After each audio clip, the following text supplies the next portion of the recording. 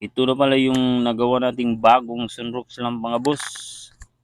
DIY sunrock lamp.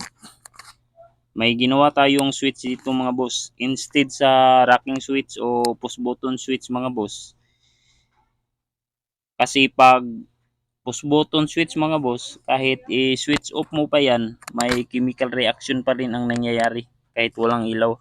Kaya ang ginawa natin, ito mga boss oh, ilain natin pataas tapos ilagay sa gilid para hindi na mag-react yung sunrock at electrodes natin kasi nakaangat yung electrodes natin mga boss. Sa ganitong paraan mga boss is mapahaba natin ang buhay ng anode. Ang ginawa nating anode o negative dito mga boss is magnesium rod. Pwede rin aluminum mga boss. Tapos yung sa cathode lang natin is copper tube tapos gawin nating spiral. Sobrang lakas pag copper tube.